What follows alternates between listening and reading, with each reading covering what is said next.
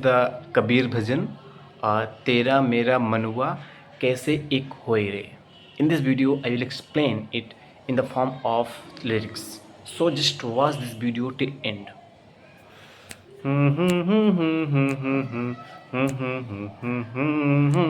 तेरा मेरा मनुआ कैसे एके होए रे, तेरा मेरा मनुआ कैसे एके होए रे, तेरा मेरा मनुआ कैसे एके होए रे, तेरा मेरा मनुआ कैसे एके होए रे। मैं कहता खन की देखी, तू कहता कागद की लेखी। मैं कहता खन की देखी, तू कहता कागद की लेखी। तेरा मेरा मनवा कैसे एके होए रे, तेरा मेरा मनवा कैसे एके होए रे, तेरा मेरा मनुआ कैसे एके होए रे, तेरा मेरा मनुआ कैसे एके होए रे। मैं कहता खन की देखी, तू कहता कागद की लेखी। मैं कहता खन की देखी, तू कहता कागद की लेखी। मैं कहता सुरझावन हारी, तू राखे उरझाई रे। तेरा मेरा मनवा कैसे एके होए रे, तेरा मेरा मनवा कैसे एके होए रे, तेरा मेरा मनवा कैसे एके होए रे, तेरा मेरा मनुआ कैसे एके होए रे। मैं कहता तू जागती रहियो, तू जाता है सोई रे। मैं कहता तू निर्मोही रहियो, तू जाता है मोही रे। तेरा मेरा मनवा कैसे एके होए रे, तेरा मेरा मनुआ कैसे एके होए रे। मैं कहता तू जागत रहियो, तू जाता है सोई रे। मैं कहता तू जागत रहियो, तू जाता है सोई रे। मैं कहता तू निर्मोही रहियो, तू जाता है मोही रे। तेरा मेरा मनुआ कैसे एके होए रे, तेरा मेरा मनवा कैसे एके होए रे, तेरा मेरा मनवा कैसे एके होए रे, तेरा मेरा मनवा कैसे एके होए रे। जुगन जुगन समझावत हारा, कहा न मानते कोई रे। जुगन जुगन समझावत हारा, कहा न मानती कोई रे।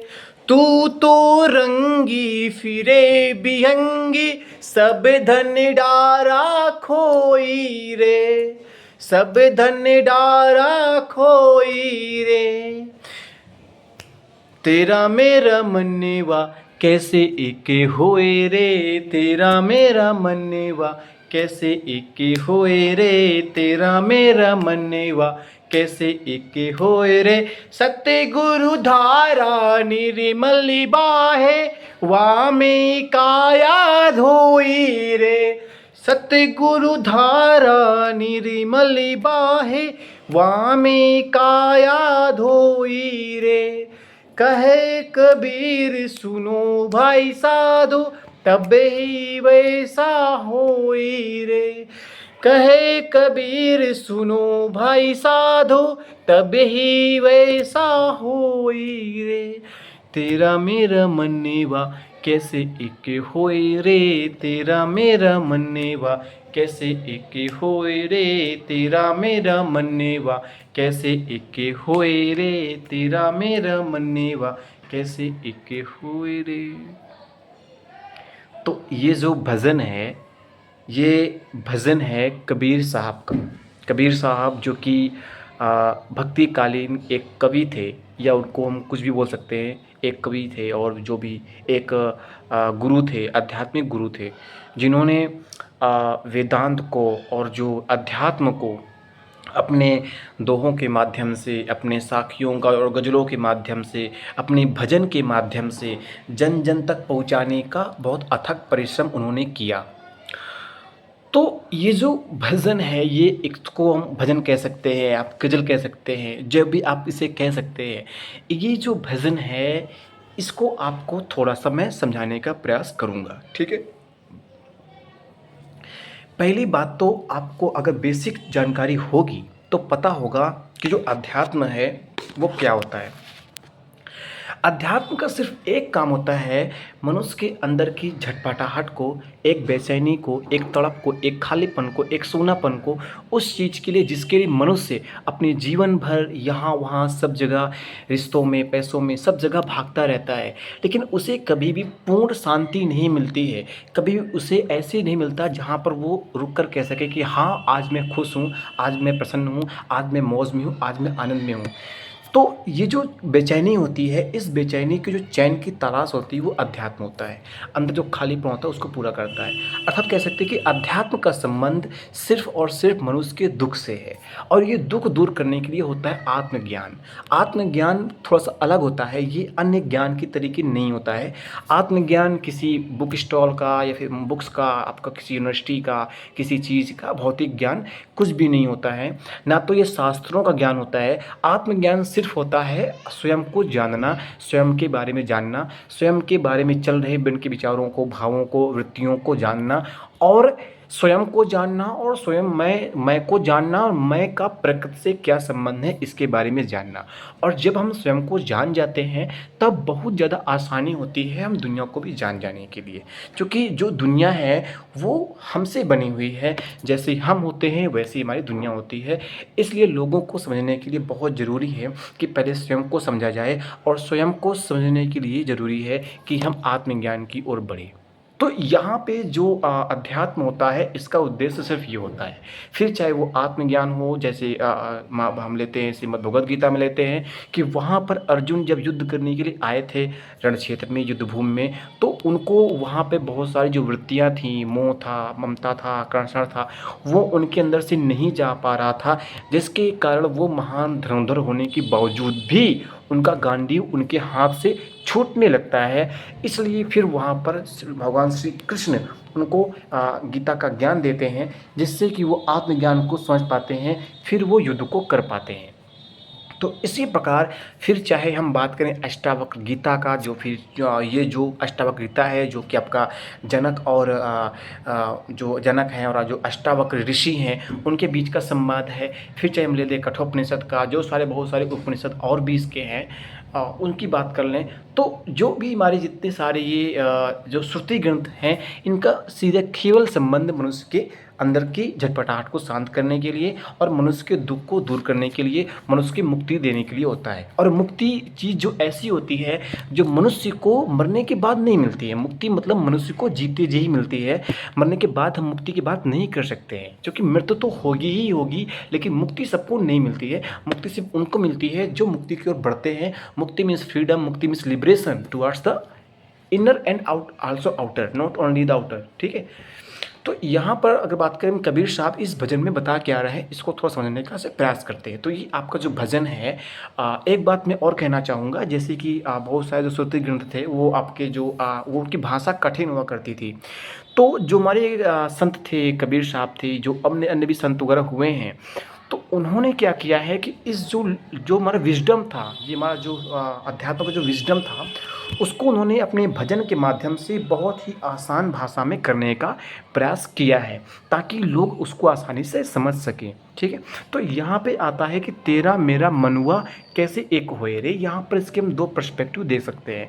पहली बात तो जो आपका तेरा मेरा मनुआ, यहाँ पे तेरा और मेरा दो हैं, तो दो कौन है, इनको थोड़ा सा यहाँ समझने का प्रयास करते हैं।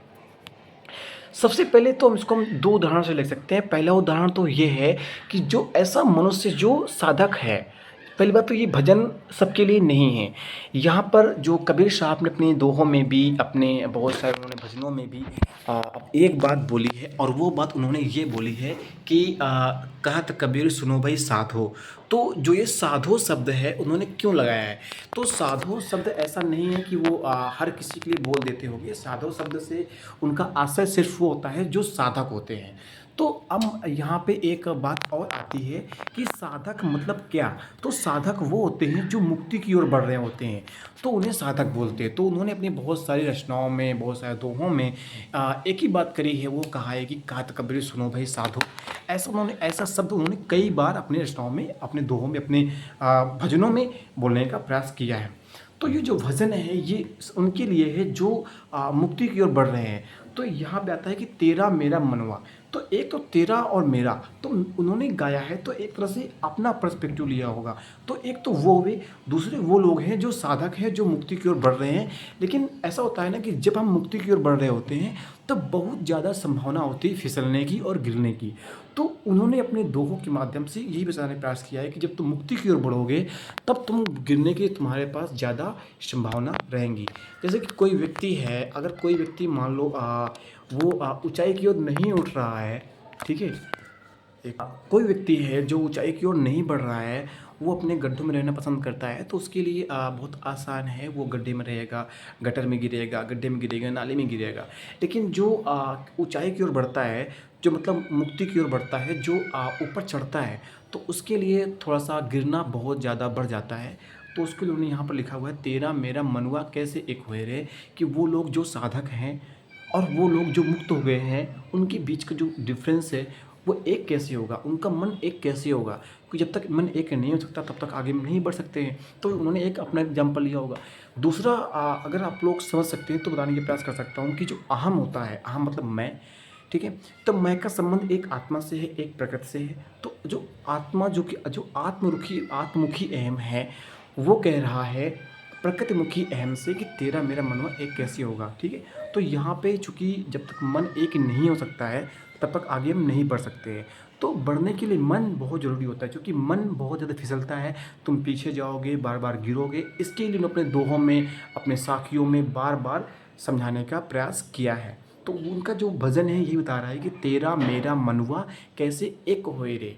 तो आगे बोलते हैं कि मैं कहता आँखन की देखी, तू कहता कागज़ की लिखी। कि मैं जो बोल रहा हूँ मैं अपनी आँखों देखी बात बोल रहा हूँ, लेकिन तुम तो अपनी पोथी पन्ना जो लेकर बैठे हुए वो बातें बोल रहे हो। अब वो बातें उससे मैच कैसे हो सकती है? तो उनको जब कहने मतलब यहाँ प्रमाण के लिए, तो यहाँ पर ऐसे बातें हम कह सकते हैं, ठीक है।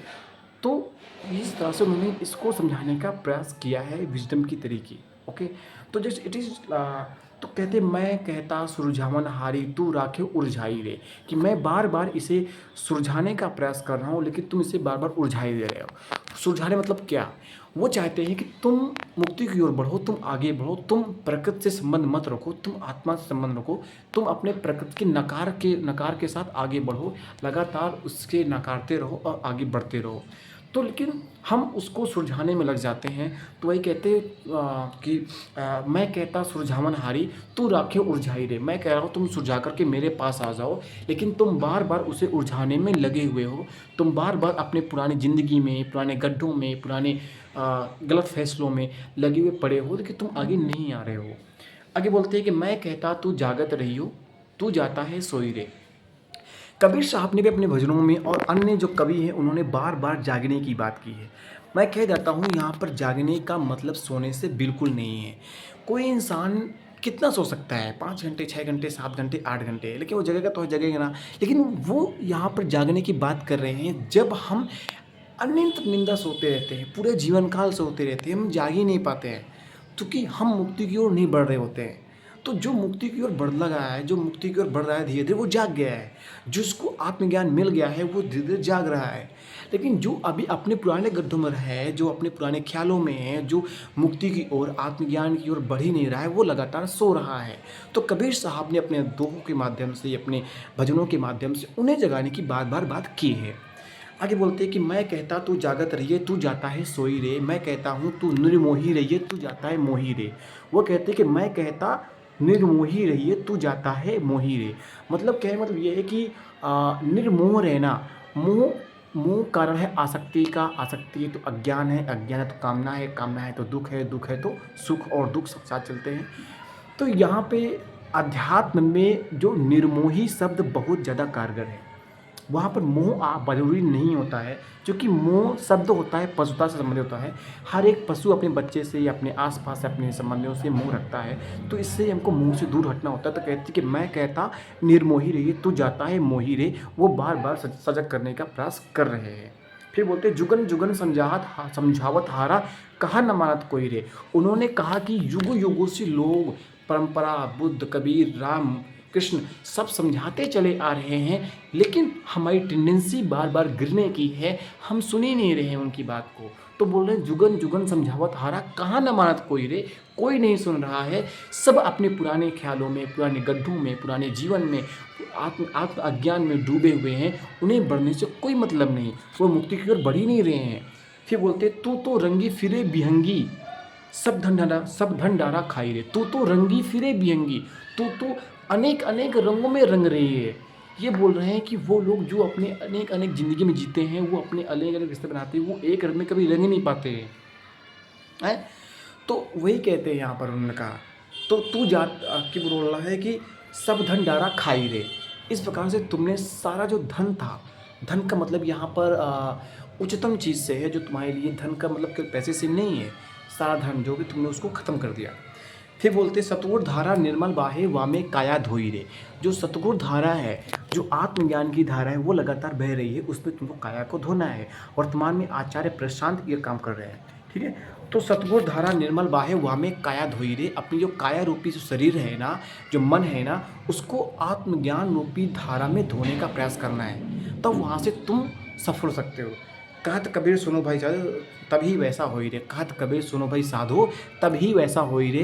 तभी ऐसा हो सकता है कि तेरा और मेरा मन एक हो सकता है। तो बोल रहे हैं कि तेरा मेरा मनवा एक कैसे होगा? वो एक तभी होगा जब तुम आत्मज्ञान रूपी सरिता में अपने काया रूपी मन को धुलोगे, तभी होगा। और इसके अलावा एक नहीं हो सकता है। और जब तक एक मन नहीं होगा, तब तक आप मुक्ति की ओर नहीं बढ़ सकते हैं। और जब तक मुक्ति की ओर नहीं बढ़ रहे हैं, तब तक आपको आनंद नहीं मिलने वाला है। तो अपने दोहों के माध्यम से, इन्होंने अपने साखियों के माध्यम से अनेक तरह से उन्होंने सरल भाषा में समझाने का प्रयास किया है, ठीक है। अब आपको एक काम और करना है कि वास्तव में अगर आपको आत्मज्ञान की ओर बढ़ना है, स्वयं को जानना है और अपनी बुद्धि को, चेतना को धार देना है, तो वर्तमान में सिर्फ एक इंसान वैसा काम कर रहा है, वो है आचार्य प्रशांत। आप लोग उनको सुनना प्रारंभ कीजिए और उनके गीता समागम से ज़रूर जुड़िए। इसके लिए मैं आपको या तो अपना व्हाट्सएप नंबर दे देता हूँ, आप मुझसे संपर्क कर लीजिएगा।